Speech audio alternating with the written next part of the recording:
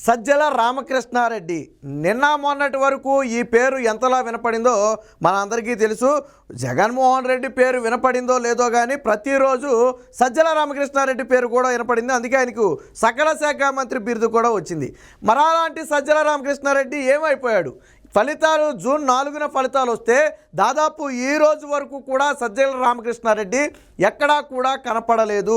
అంటే 10 రోజులు గడిచిపోయింది, 2 వారాలు గడుస్తుంది.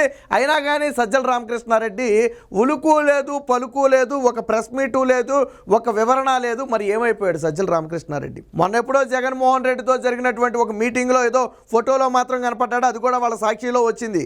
విచిత్రం ఏంటంటే నిన్న మొన్నటి వరకు జగన్మోహన్ రెడ్డి మీటింగ్లన్నీ కూడా ఆ గవర్నమెంట్ ఆఫీస్ సచివాలయంలో పెడుతున్నాడు అనుకున్నారు. కానీ అది ఇంటి దగ్గర పెట్టిన మీటింగ్ అంట.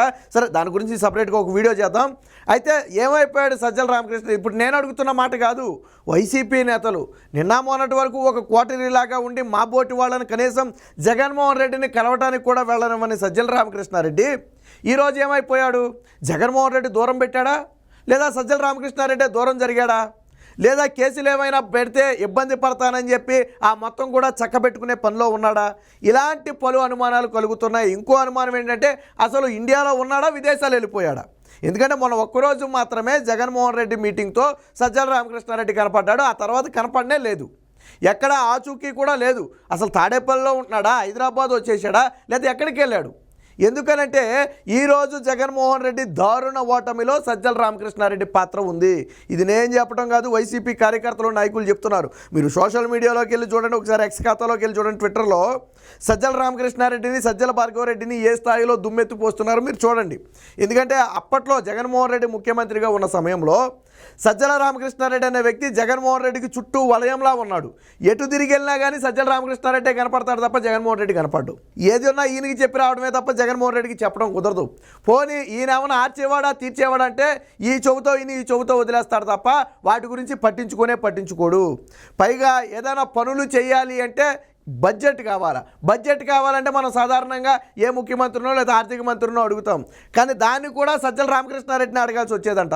మాకు ఈ పనులు ఉన్నాయి, దానికి కొద్దిగా బడ్జెట్ కేటాయించమని చెప్పండి అని చెప్తే, ఒకవేళ బహుశా ఈయన చెప్తేనే కానీ ఆర్థిక మంత్రి కేటాయించడేమో, బుగ్గన రాజేంద్రనాథ్ రెడ్డి ఈయన చెప్తేనే కానీ కేటాయించడేమో బహుశా. సో అంత దారుణమైన పరిస్థితులు ఉన్నాయి. ఇప్పుడు ఒక్కొక్కటిగా సజ్జల రామకృష్ణారెడ్డి భోగోతాలు వెలుగు చూస్తున్నాయి. అయితే ఇప్పుడు సజ్జల రామకృష్ణారెడ్డి ఎందుకు మాట్లాడటం లేదు, ఎందుకు సమాధానం చెప్పటం లేదు అంటే, అధికారంలో ఉన్నప్పుడు మాత్రం ఇష్టం వచ్చినట్టు చెలాయిస్తారు, అన్ని శాఖల్లోనూ మీరే ఏళ్లు పెడతారు, అన్ని పనులు మీరే చూసుకుంటారు. కానీ ఈరోజు పార్టీ ఓడిపోయేటప్పటికి ఒకడు కూడా కనపట్లేదు. కనీసం పార్టీ ఓడిపోయిన తర్వాత వైసీపీ నేతలు ఇబ్బందుల్లో ఉన్నారేమో, వాళ్ళ మీద ఏదైనా కేసులు పెడుతున్నారేమో, దాన్ని ఆదుకోవాలనే కనీస జ్ఞానం సజ్జల రామకృష్ణారెడ్డికి లేదా? నిన్న మొన్నటి వరకు సజ్జల రామకృష్ణారెడ్డి ప్రగల్భాలు పలికాడు కదా, మరి ఇప్పుడు ఎందుకు బయటకు రావటం లేదు? ఇప్పుడు ఎందుకు నోరు మెదపటం లేదు? వైసీపీ పార్టీకి మేము అండగా ఉన్నాం, ఎవరూ భయపడొద్దని ఎందుకు ధైర్యం ఇవ్వలేకపోతున్నాడు? ఎందుకు ఇవ్వలేకపోతున్నాడంటే ఆయనకే ధైర్యం లేదు కాబట్టి. సజ్జల రామకృష్ణారెడ్డికే ధైర్యం లేదు. ఎందుకంటే అన్ని కుంభకోణాల్లో సజ్జల రామకృష్ణారెడ్డి పాత్ర ఉందనేది సుస్పష్టం. అది ఏ శాఖలో జరిగిన కుంభకోణమైనా తెర వెనక సజ్జల రామకృష్ణారెడ్డి పాత్ర ఉంది. సో కాబట్టి సజ్జల రామకృష్ణారెడ్డి తీగలాగితే ఎక్కడ డొంక గదులుద్దో, ఎక్కడ తన భాగోతం మొత్తం బయటపడితే ఎక్కడ కేసులు ఎదుర్కోవాలని భయంతో బిక్కుమంటూ బతుకుతున్నాడు. ఆల్రెడీ సజ్జల భార్గవరెడ్డి ఇండియా వదిలేసి ఆల్రెడీ విదేశాలకు వెళ్ళిపోవడం జరిగింది.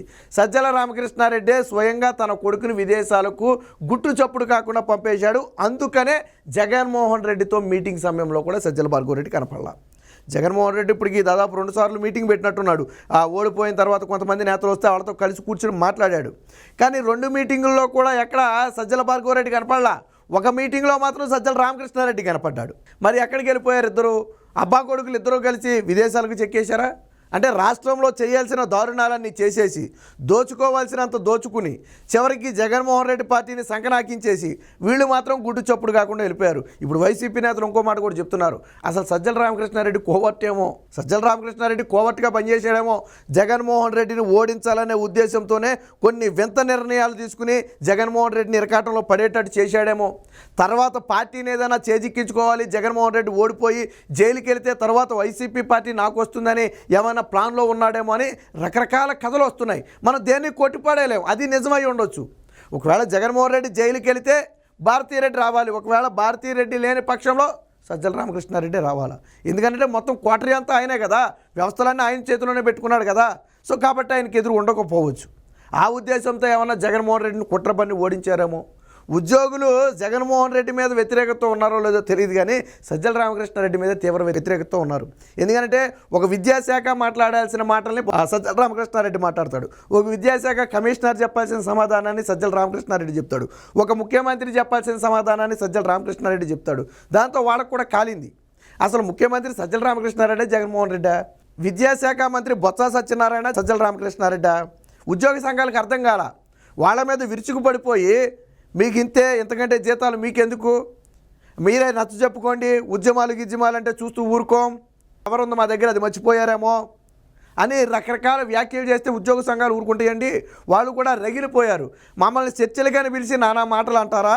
అసలు సజ్జల రామకృష్ణారెడ్డి ఎవడు మాతో చర్చించడానికి, ఆయనకేం హోదా ఉందని చెప్పి మాతో చర్చించడానికి కూర్చోబెట్టారని చెప్పి ఆ రోజుల్లో ఉద్యోగ సంఘాలు రెచ్చిపోయాయి. సిపిఎస్ రద్దు విషయంలో చూడండి, టెక్నికల్ అంశాలు తెలియదు కదా, హామీ ఇచ్చాం అయితే ఏంటి అన్నట్టుగా సజ్జల రామకృష్ణారెడ్డి మాట్లాడాడు. సో అది కూడా ఉద్యోగ సంఘాలకి ఉద్యోగులకి నచ్చలా. సో ఇలా ప్రభుత్వం మీద యాంటీ క్రియేట్ చేసిన వ్యక్తుల్లో సజ్జల రామకృష్ణారెడ్డి ప్రథమ వ్యక్తి. అలాగే అంగన్వాడీల విషయంలో కూడా చర్చలు కనిపిస్తే ఇష్టం వచ్చినట్టు మాట్లాడాడంటే సజ్జల రామకృష్ణారెడ్డి. సో ఇదంతా ఏంటంటే జగన్మోహన్ రెడ్డిని ఏదో విధంగా ఓడించి తరువాత జైలుకు వెళితే, జగన్మోహన్ రెడ్డి ఓడిపోతే జైలుకు వెళ్తాడన్న సంగతి సజ్జల రామకృష్ణారెడ్డి తెలుసు. జైలుకు వెళితే పార్టీని తాను చేజిక్కించుకుని ముఖ్యమంత్రి కావాలని ఏమైనా కుట్ర పన్నాడేమో తెలియదు, కానీ ఎందుకంటే జగన్మోహన్ రెడ్డి ఉండగా సజ్జల రామకృష్ణారెడ్డి ముఖ్యమంత్రి కాలేడు కాబట్టి అలాంటి కుట్ర ఏమన్నా పన్నాడేమో అనే అనుమానాలు అయితే కలుగుతున్నాయి.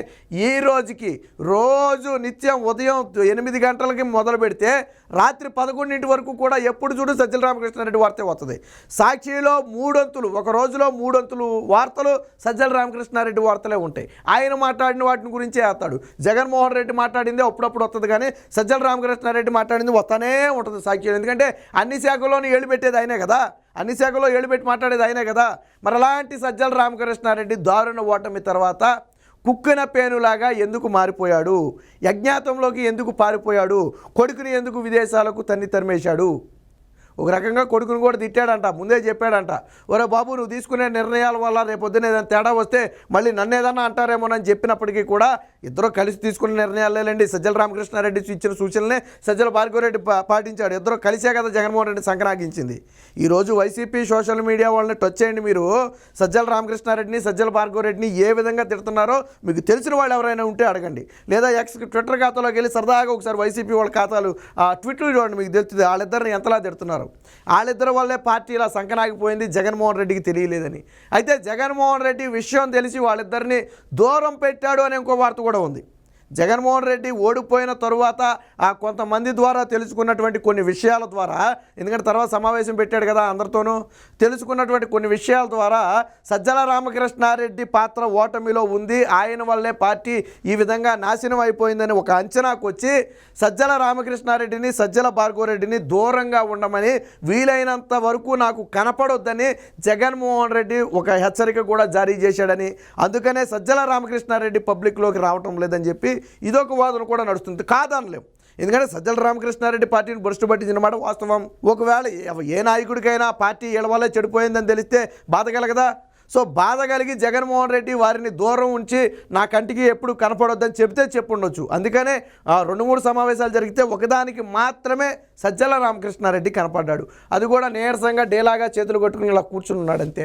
తరువాత జరిగినటువంటి ఏ మీటింగ్కి రాలేదు, సజ్జల రామకృష్ణారెడ్డి నుంచి ఎటువంటి ట్విట్టు రాలేదు, కనీసం చంద్రబాబు గారు గెలిచినందుకు శుభాకాంక్షలు కూడా తెలపలేదు, ఆయన ప్రమాణ స్వీకారం చేసినందుకు శుభాకాంక్షలు తెలపలేదు. సజ్జల భార్గవరెడ్డి మాత్రం విదేశాలకు పారిపోయి సోషల్ మీడియాలో అప్పుడప్పుడు ట్విట్టు వేస్తూ ఉంటారు. ఇదిగో టీడీపీ దాడి చేసింది, టీడీపీ కొట్టిందని ఎక్కడెక్కడో తీసుకొచ్చి చేస్తుంటారు. అవన్నీ ఫ్యాక్ట్ చెక్లో చూస్తే అబద్ధాలని తేలుతున్నాయి. సో ఇది మొత్తంగా సజ్జల రామకృష్ణారెడ్డి అయితే అజ్ఞాతంలోకి వెళ్ళిపోయినట్టుగా తెలుస్తుంది. జగన్మోహన్ రెడ్డి పూర్తిగా పార్టీ నుంచి దూరం పెట్టాలి. సజ్జల రామకృష్ణారెడ్డి మరొకసారి పార్టీలోకి వస్తే కొంతమంది నాయకులు మేమైనా దూరంగా వెళ్ళిపోతాం, కానీ మీ మీద అభిమానం ఉన్న సజ్జల రామకృష్ణారెడ్డి లాంటి వాళ్ళు ఉంటే మేము పార్టీలో ఉండలేము అని కొంతమంది తేల్చి చెప్పి జరిగినటువంటి అరాచకాలు మొత్తాన్ని కూడా చెప్పిన నేపథ్యంలో జగన్మోహన్ రెడ్డి సజ్జల రామకృష్ణారెడ్డిని బయటకు పంపేసాడని వార్త కూడా నడుస్తుంది. సో ఏది ఏమైనప్పటికీ సజ్జల రామకృష్ణారెడ్డి బయటకు వస్తే తప్ప ఏం జరిగిందనేది తెలియదు, లేదా సజ్జల రామకృష్ణారెడ్డికి అత్యంత సన్నిహితంగా ఉన్న ఎవరో ఒక నేత నోరు విప్పి ఏం జరిగిందో చెప్తే తప్ప ప్రస్తుతానికి ఏం జరిగిందో తెలిసే అవకాశం అయితే కనపడటం లేదు.